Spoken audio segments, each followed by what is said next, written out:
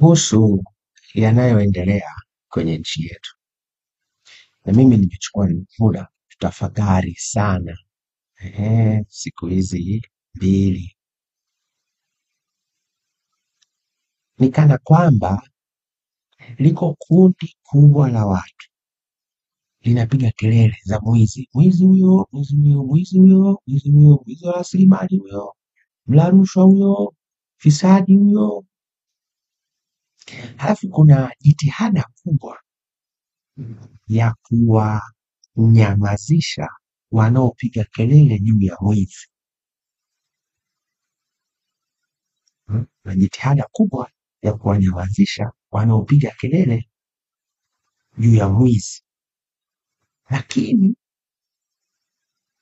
ni kama vile hakuna mtu anayehangaika na mwizi. Mwizi anaendelea na maisha yake. Mimi niulize swali, vijana wanajua jibu lake, labda niulize wazee, labda niulize viongozi wa serikali, viongozi wa dini. Kipi rahisi, kuwanyamazisha watu wanaopiga kelele za mwizi au kudhibiti wezi? Kipi ni rahisi? Nafikiri jibu mnalo, na umeshajiona upande gani wewe upo. Basi nikutie moyo kwa upande uliochagua, maana huko ndiko utakapopata fungu lako binafsi jema. Mimi Humphrey Hesron Polepole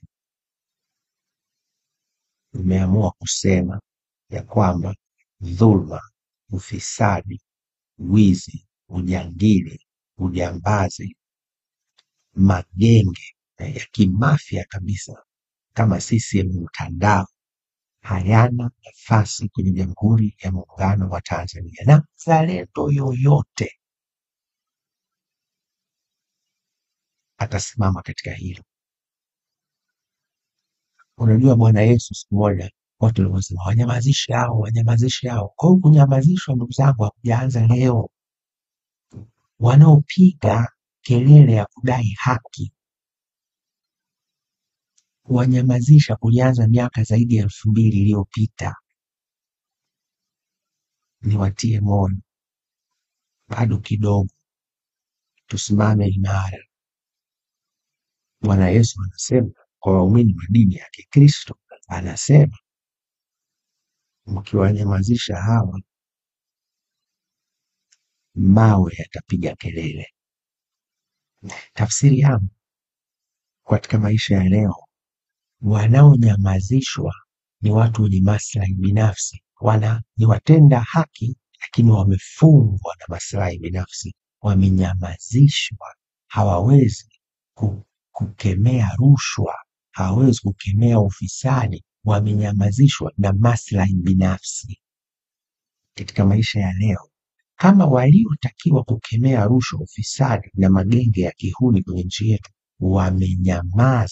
wamenyamazishwa kwa maslahi binafsi, basi mawe, vijana imara wa nchi yetu kokote kule waliko watapiga kelele.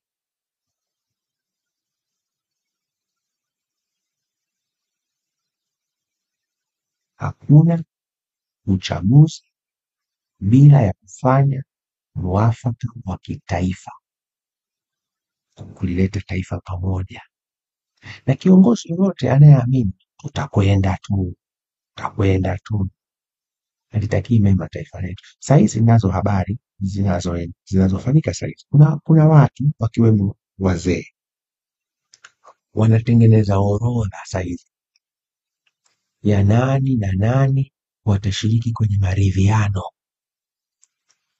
baada ya hichi kinachoitwa uchaguzi mkuu. Mimi naita kiini macho, watakaoshiriki kwenye maridhiano kutupatanisha.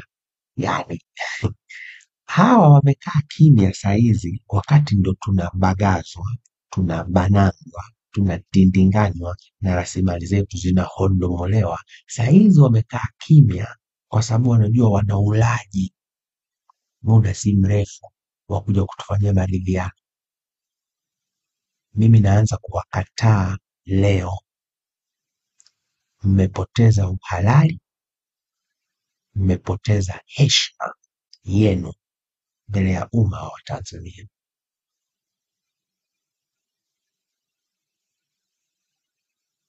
Ndugu zangu, ninaandaa nondo za kutosha. Nitakuja tena siku 2-3. Nataka niwape muda tafakari haya yanayoendelea na niwatie moyo. Piga kelele dhidi ya wezi ni ibada. Asanteni na Mungu wa mbinguni awabariki sana.